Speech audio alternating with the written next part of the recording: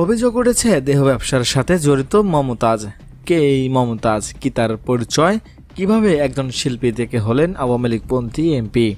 মমতাজ বেগম 5 মে 1974 সালে মানিকগঞ্জ জেলার সিংগাইর উপজেলায় জন্মগ্রহণ করেন। মমতাজের মা উজালা বেগম, বাবা মধু বয়াতি ছিলেন বাউল শিল্পী। মমতাজ বেগমের 2 ভাই রয়েছে। মমতাজ প্রথম জীবনে বাবা বধু ময়াতি, পরে মাতাল রাজ্জাক দেওয়ান এবং শেষে লোকগানের শিক্ষক আব্দুর শহীদ সরকারের কাছে গান শেখেন। কেমন ছিল তার কর্মজীবন?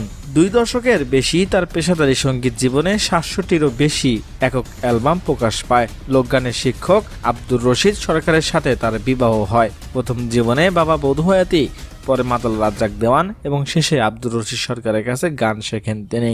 মমতাজ সারা দেশে বিভিন্ন সঙ্গীত অনুষ্ঠানে নিয়মিত অংশগ্রহণ করেন। তাছাড়া তিনি যুক্তরাজ্য, মার্কিন যুক্তরাষ্ট্র সহ বিশ্বের অনেক দেশে সঙ্গীত অনুষ্ঠানে গান